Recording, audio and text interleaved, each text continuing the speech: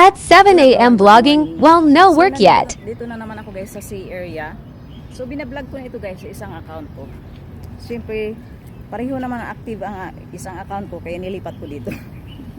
Ganun lang ang buhay ko guys.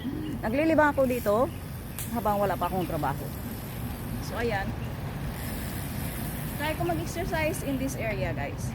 Kasi this area has so many trees here. At hindi masyadong mainit. 7 AM na. So dumating ako dito mga 6:35 AM. At yan, dahil nagba-vlog na nga ako kanina doon sa isang account ko, ayan, inabot na ako ng 7. So hindi pa maklaro guys kung mag-selfie ka.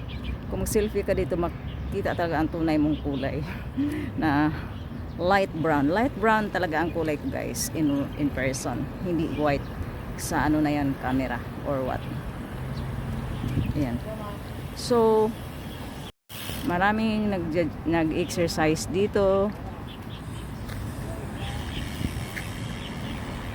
Ayan. Ganito ang itsura dito pag umaga.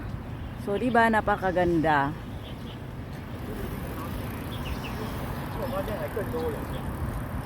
Doon banda sa dulo guys, hindi ko pa na-try na puntahan doon.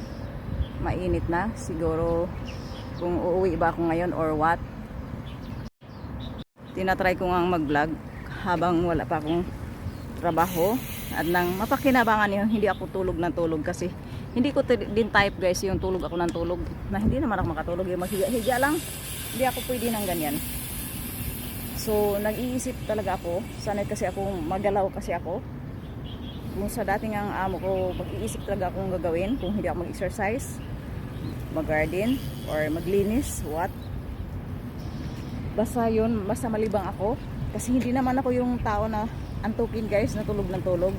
So that is it guys. Thank you so much for watching and please follow me. Bye for now.